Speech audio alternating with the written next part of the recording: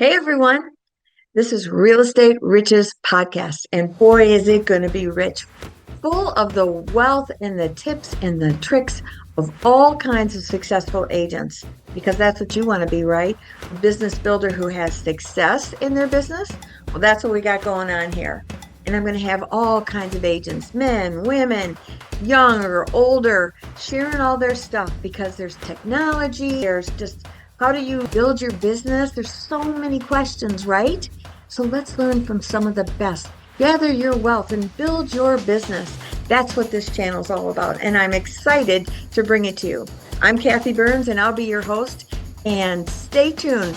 Let's get at it, right?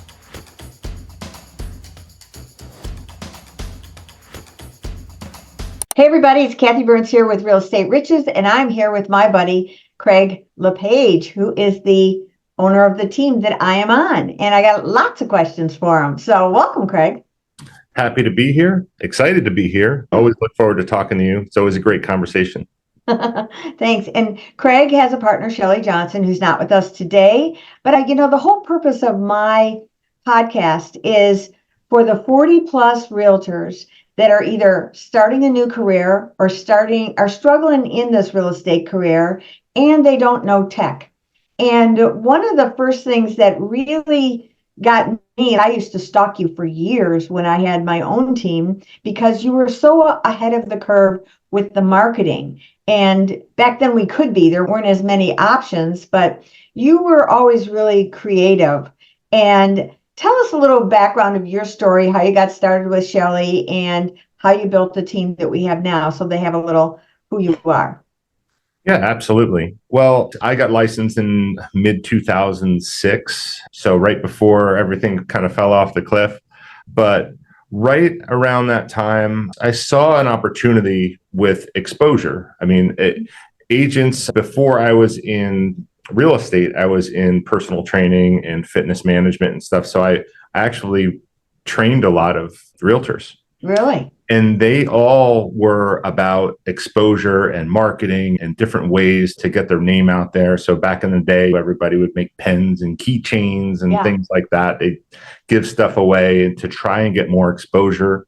They'd put signs on their car. And the internet was kind of really starting to get some momentum at that time. And people didn't really understand it. They say, are you on the internet? Are you on the web? People used to say, and they're like, oh yeah, I got a website. And that was it. Yeah. But I saw an opportunity with blogs. So at the time, blogs were basically just little write-ups about a certain subject or thing. And it would just go out into the internet. And when people would search that particular subject, a lot of times your blog would show up. So I saw an opportunity to get a lot of exposure. At the same time, it would teach me about the area. Yeah. So this was before smartphones and social media and all of that stuff. So I literally would go on my off time. Being a new agent, I had a decent amount of off time. And I would just go drive. And here in the Charlotte market, it was booming, and it still is booming. There was so much development. So I would literally get in my car with my digital camera, which is kind of funny, and I would just go get lost, and I would learn the area and learn the market. So market knowledge was really key in the beginning for me, and it should be key for everyone. You should know your market. Right.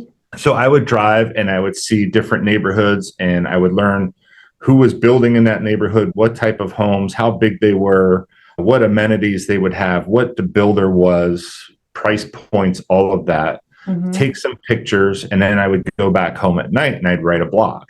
Yeah. And I'd put some pictures on it because there was really no video back then. Right. And then I would go on my IDX and I would search that area, and I would draw a circumference or something around that radius around that area. And I would put at the bottom of my blog, if you'd like to search homes in this area, here's the link. Or if it was a legitimate neighborhood at that point, I would look up the neighborhood, get that link, and then say, contact me or click this link to look at homes in this area. So I started putting out tons of content, and it was such a great time because there was no competition. I would literally write a blog at night, and I'd wake up in the morning and it would be ranked 1 or 2 on Google or Yahoo, which was big at that time as well. So in a search engine, if you looked up that neighborhood or whatever I was writing about, literally within 24 hours, there was no content. So I would be ranked number one.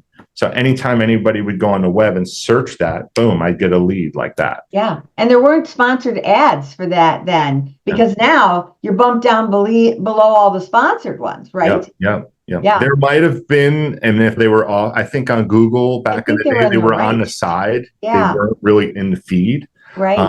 So what an amazing time. I'm like, this is so easy. I would get all these leads, and that's how I built my business. I was doing what no one else was doing at the time, and I was creating tons of content. And as you know, Kathy, content is awesome when you put it on the web.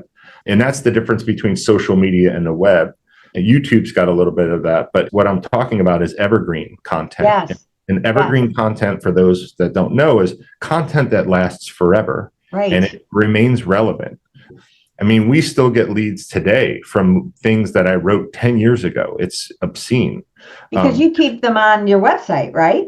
Yeah, they're on the website, and there's a lot of those blogs, and that content is still out there. And if it fits what someone's looking for, and they kind of, as things go on, it gets pushed back further and further, some of the older stuff. But to your point, yes, a lot of that content now we put on our website. So as a landing page or even a blog post within our website. So it powers our website up and gives us some ranking in there. But there's so much you can do with that content. Like you said, you can put it on your website. You can take that landing page on your website and post it to social media as a piece of content and drive people to your website as well.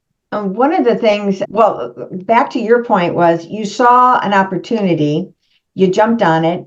It really didn't cost you anything but your time. Not that time isn't valuable, but you figured out what you could do that nobody else was doing. And, that's tricky to do in today's market because there's so much social media. But what is critical is that the agents do put out content. And you can have the same content as me, like the same subject, but they may like me better than they like you, or they may like you better than they like me. Right. They may relate that, I'll blow it on mine and the authenticity of it. And so don't be afraid of it, wouldn't you say? 100%. I think that is the key. I mean, if you're willing to do it, you're beating 99% of the people out there. Yes. That's the key. So I think an important thing to know now, like what I did then wouldn't be as effective now. But if I were an agent now that was trying to take a similar path, what I would do, and what I'm actually doing now is the modern version of what I was doing, is YouTube. Yes. So YouTube is evergreen content that sits in YouTube. YouTube is the second largest search engine in the world. Right. And people go there and they search, and it's astounding. I forget the number, but it's over 50% of people searching for homes now go to YouTube. Yes. So it's definitely an important place. So if you create enough content, it will be there, and it will be there forever. But you can do better than that. You take that content. So now we take that content of that video, and we create a landing page on our website and put that video within our website as well. So that's another piece of content. You can post that video on LinkedIn and other areas as well. Right. So you can constantly repurpose that. And a very valuable thing that we use those videos for on our team, as you know, is when a lead signs into our CRM, or we get a lead in any way, those people are interested in potentially moving here. Now, we all know that our site is the only site, they didn't sign only onto our site. They signed onto 4 or 5 other sites. Sure. So they're on all these different websites because they bounce around. They think there's different homes on different websites. There is a little bit, but for the most part, they're the same. But how we differentiate ourselves and our team is we give them an idea of what it's like to live here in the Charlotte area. Yes. We do that with video. So they can find homes anywhere, right? Right. So if we get that lead and 3 other people get that lead from other companies or other teams, we're going to stand out because we respond with, of course, we're going to respond with homes. Here's some homes. Yeah. But you were looking in Huntersville. Here's a video about Huntersville. Here's different things to do. Here's some representations of some different types of neighborhoods and different price points.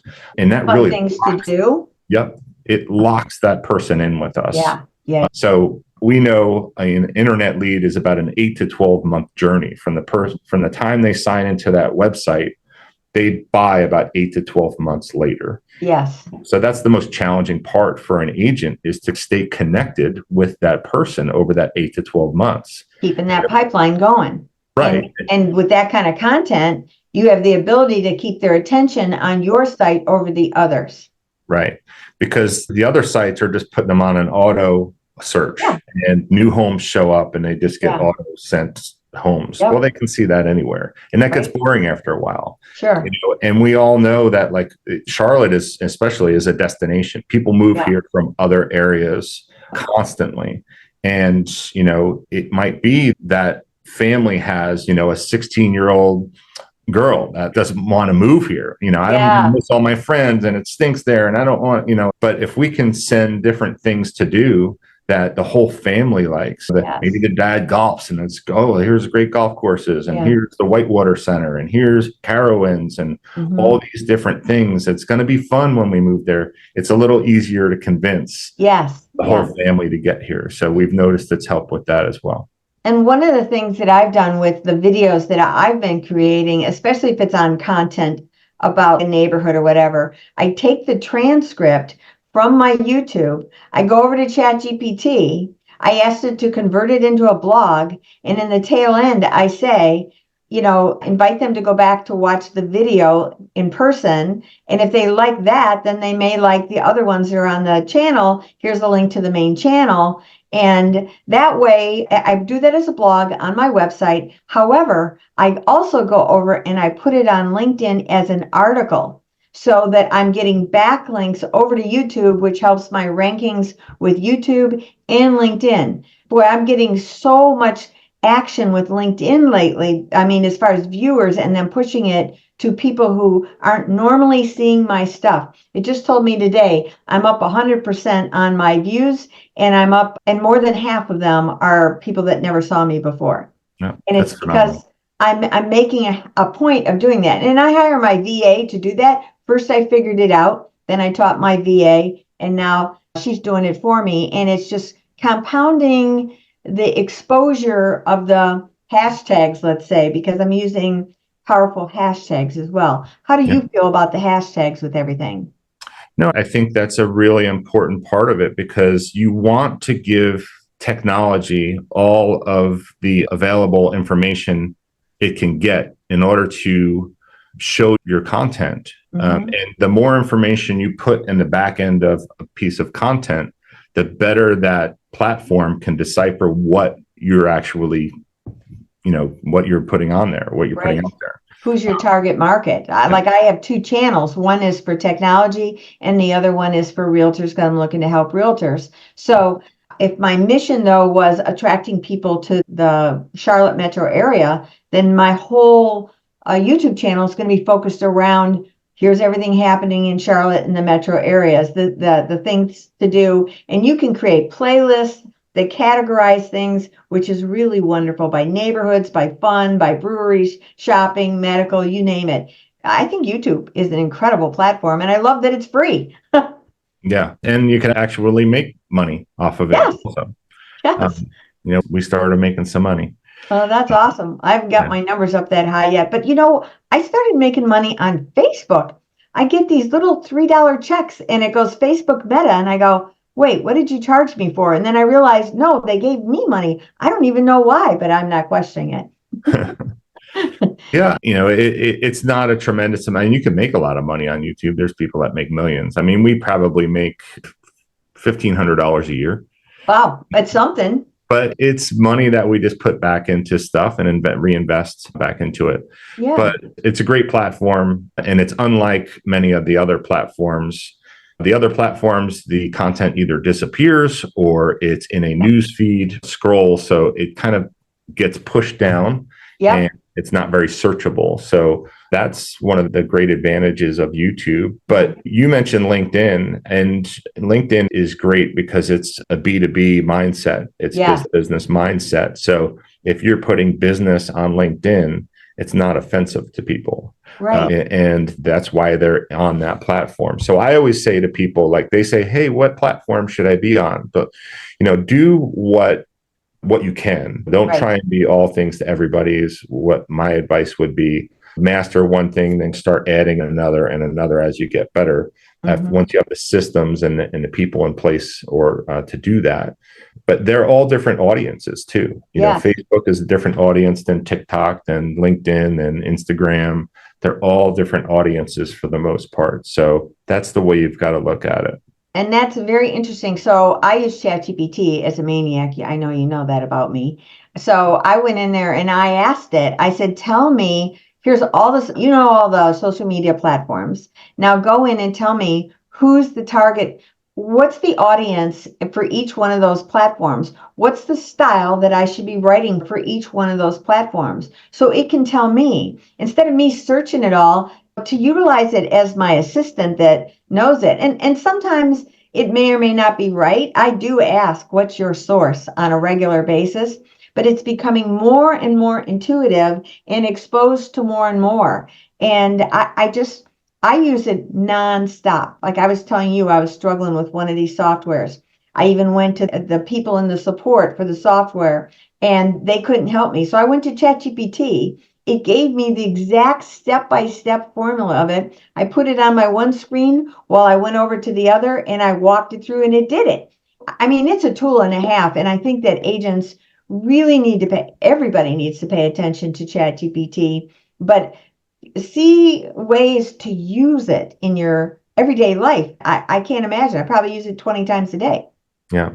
And I think you made an important point, and that's to embrace it. A lot of people are scared of it, and just play around with it. And then watch some people like yourself, watch Kathy's channels. She's got amazing content about AI and how to utilize it and how to get better at it.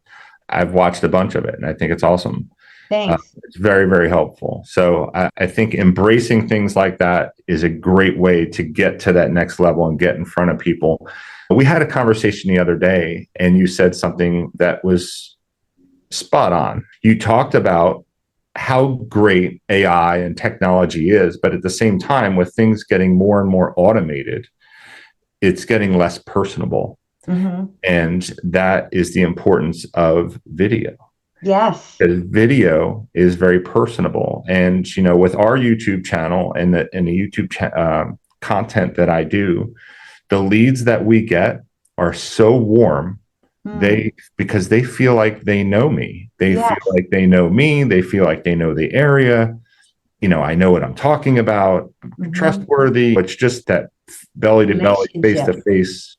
Yeah. And they have never spoken to me until they call me on the phone. And what better lead is that when someone calls you, an inbound lead? Yeah. But that's the power of video, is they feel like they know you. It breaks down that initial barrier and it develops trust. And I think that was a major point that you made. And whatever you do your content on, whether it's Instagram, Facebook, LinkedIn, TikTok, or YouTube, I mean, they're all great, and you can do great things on each of them. If you lean into them and you learn about their algorithms and how they work. And we do use all of them, but my focus is YouTube. I love YouTube. Yeah. YouTube. I have 3. YouTube is my primary, Facebook and LinkedIn, and I work them in harmony. I am on everything, but those are my focus audience because of who my target market is. And I think that's important to talk about too. You targeted on luxury right off the bat, didn't you? Yes. When back in those blog days, everybody likes to look at luxury. And so it would get a lot of traffic. And when it gets a lot of traffic, it would get ranked better. And then I would start to get a lot of luxury listings and a lot of luxury buyers from that. Because that's how they are knowing you. And that's what I'm really trying to teach agents today. pick your niche.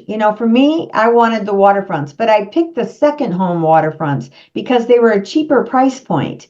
And like you, I got in 2006. I was watching the market climb, and I saw lots of people being able to afford second homes because of that. But then when the market crashed, those same people needed to sell those second homes, and I was there. So that just worked out because of my love for being around the water and on the water. So I think it's important for people to pick their niche, but I want them to pay attention to their net. Like being on a team, you've got splits. If you're with a company, you've got splits. You're always paying attention to your net. If I'm doing a $200,000 house, because I'll take anything, then what my commission is for my time, I might as well go work at McDonald's. Not that I can't do a $200,000 house. My point is, pick my target of where I want to make the money that I want to make. Treat this like a business and plan for how you're going to earn your money, what your business model is going to be. Don't you think? Yeah, absolutely. I think it's important to do what you enjoy. Yeah. First and foremost. There's all different types of personalities, and there's introverts and there's extroverts, and there's people that are very data driven. There's people that just love conversation. And I think if you lean into what you're good at, you're gonna thrive at it. So Yes. That's what you should do first. You want something that's going to excite you every day. Yeah. I think you're very similar to me in the fact that you like to create stuff. Yeah. And to get the result. The result is like the ultimate, like, that happened because I did this and this. It is. It's like a reward. Yeah. And that's kind of my drive too. I see that in a lot of you. Like you like that, the journey, and then getting your reward at the end. Love it. So if you can find something like that, I mean, I think you can't fail. Just find something that a part of it that you really like. Some people are very data driven. Well, if you're very data driven, then do market reports and do a live market report. Yes. Do something different than other people are doing. Kind of how we started this conversation. Yeah. Just present it in a different way. And back to that. So since I got in the MLS, since I study the water, I wanted all the price points of a certain price point that I was studying on the water, because that was my target market, right? And so every day I would get a report from the MLS, and they were only waterfront homes. They were either just listed, price change up or down, under contract, and sold. I wanted to see the patterns, right? And usually there'd be maybe 8 at the most, and maybe 1 or 2 sometimes, right? So I could study that every single day. In the beginning, I was doing spreadsheets because I was trying to figure out why back in 2006, these values of homes were going up at such a dramatic pace, and then watched them dramatically go down. But through the years, I've watched them. And so it helps me have a gut feel of what a price is on a house, because I've watched it so much and bought and sold a bunch with clients. However, I noticed recently that there were all these price decreases on a consistent basis over a period of weeks now. And I thought, I know what's going on here. I believe that these sellers and the agents are allowing them to overprice their properties. So let me go back this up. So I went into the MLS, into the SAMs, which is the data, and I printed out some different things. I went over to ChatGPT. I uploaded the data. And I said, I believe that there is a trend where people are overpricing their homes and getting all these reductions. Will you give me, based on all this data that you now have, summarize it and let me know, am I right or wrong and what is going on? And it backed me up and it gave some stats. So I was able to go do some content that I did on Facebook and I did on LinkedIn as an article. And my point is, that's how I use ChatGPT in my niche of what I'm doing, that makes me look stronger for knowing the area, because you need to know your area too. As you said in the beginning, that's how you learned your area, right? Yeah, market knowledge it allows you to have an intelligent conversation. Yes. And if you have that intelligent conversation, people are going to trust you and you become the expert. And if you become the expert, you're the go-to. So yes.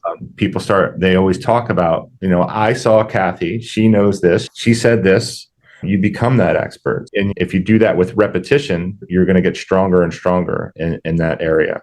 It's like you're learning by teaching.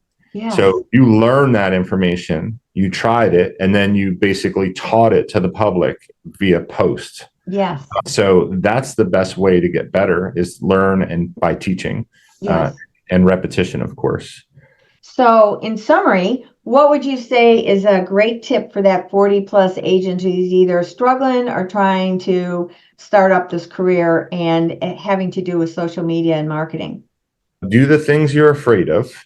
Mhm. If you can do that, you're going to excel. Make yourself a little uncomfortable. But the two things that I would lean into is find something that you enjoy, some part of the business that you enjoy, and lean into that, and then back it up with video. I think those are the two big things. Lean into what you like and back it up with video. Yeah.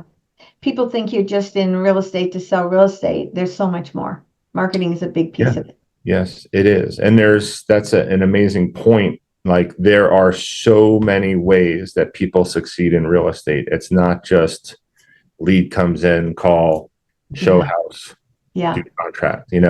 There's investors, there's flips, there's luxury, there's multifamily. I mean, it goes on and on and on. Right. So find what you enjoy, study it, learn it, and start teaching the public what you've learned. And that's what's going to make you successful. Yeah. Well, thanks so much, Craig. I really appreciate you being on here. And if you like this, please subscribe below. We'd love to have your insight, your information, share it, all the stuff. Thanks again. Thanks, Kathy. So thanks for joining me on this episode of Real Estate Riches. Wasn't that great? I'm sure you got a nugget or two. I know I did. So if you liked it, please subscribe below, share it with everybody, make some comments. We really find that invaluable. And if you're thinking that you would love to talk about this a little bit more, let's schedule a business strategy call. I'll have the link below. And let's see if we can't mastermind together and see if we can empower each other. That would be great. So until next time, signing off. Hope to see you on the next one.